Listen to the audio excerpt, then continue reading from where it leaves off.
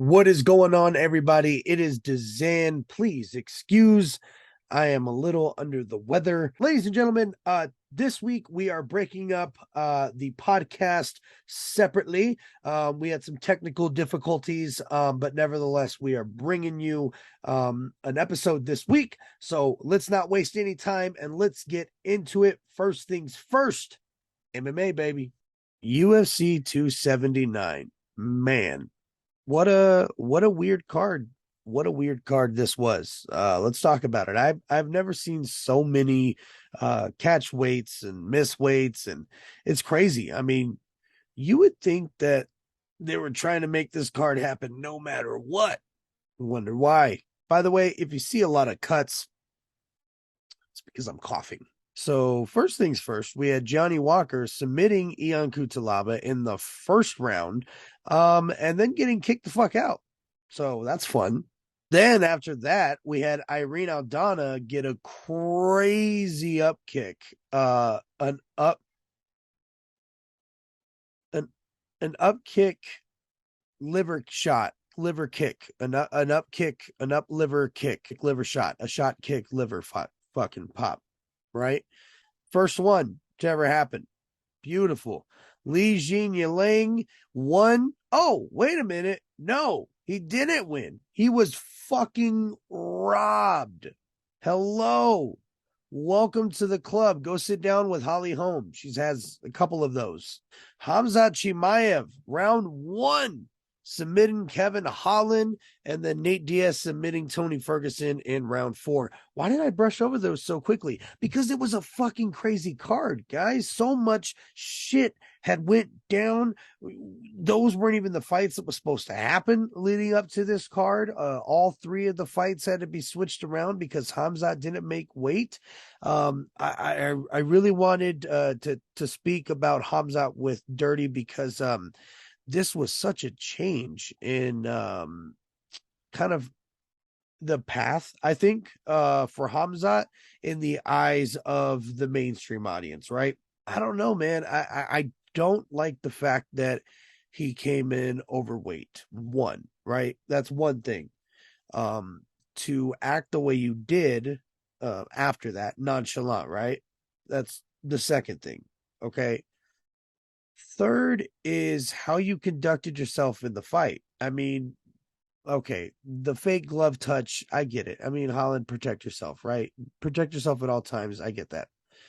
The eye pokes, I don't remember seeing many eye pokes, but Kevin Holland had, I mean, his eyes were fucking bloodshot. Could have been from the choke. You know what I mean? Thinking back, it's probably from the choke, but Kevin says he got his eye poked. I mean, I know he talks a lot of shit, but I don't know why he would necessarily lie about that. He was in the top running for the belt at 170, and now he's looking down the barrel of the 185 division, kind of in between. So, you know, after this weekend, had he beat Nate Diaz, the obvious thing would have been Colby Covington or champion, right? Now it's like, well, do you get a top contender in 185? And the only name is Paulo Costa. He was beefing with Paulo Costa this week. Hamzat was beefing with everybody. He fucked up the whole press conference by getting into an altercation backstage. Now he's being under investigation from the Nevada State Athletic Commission. Nevertheless, options are always going to be there. It's just there were better options. And that's just what I guess we'll leave that. Nate Diaz leaving the way he did, submitting Tony Ferguson at 209 in the fourth round, and then proceeding to put his arm up like the true Nate Diaz style. It was tough seeing Tony fold so quickly that way, but really awesome seeing Nate Diaz conquer the UFC once again. To say that this was a world shocker to beat Tony Ferguson, no. But to be the name of Nate, right? To be this big of a name and to go out venture to other possibilities, being the name you are, leaving on top. Only Nate Diaz can do this. Name another fighter that had even a kind of relevant name, right? That has left the UFC on a good note. The UFC makes sure they fucking kill them before they leave. Let's be honest.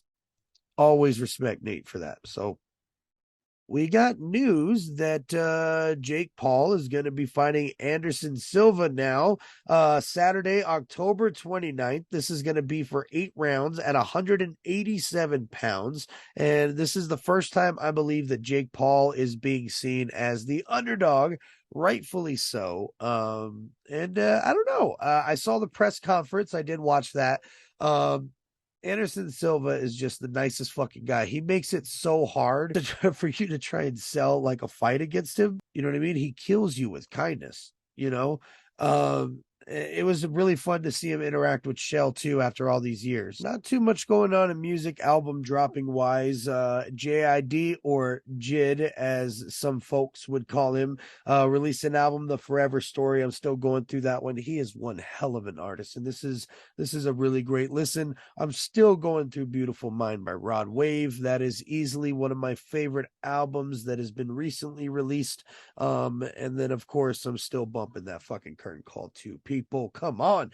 And I've been watching the podcast. I don't know if you guys know Paulcast, Eminem's manager, Paul Rosenberg, has a podcast, and he actually brought Eminem on, and it's been really awesome to hear kind of behind the scenes of Relapse and all these other albums. One thing I did want to touch on is a few weeks back I had released a teaser for the channel, the Aftermath Marshall Mathers LP story, and that has been copywritten blocked for the 1 to 2 people that maybe got to see it the day it got released. There you go. I'm still working on cutting it down. I've already had to cut 7 minutes off of this already, and I've done a shitload of research for this one, and it sucks that not a lot of people or anybody might not get to see it. So I'm doing my best to re-edit that and cut it down to where it's still consumable for everybody and entertaining. Fucking YouTube, man. That's all I gotta say. Fucking YouTube.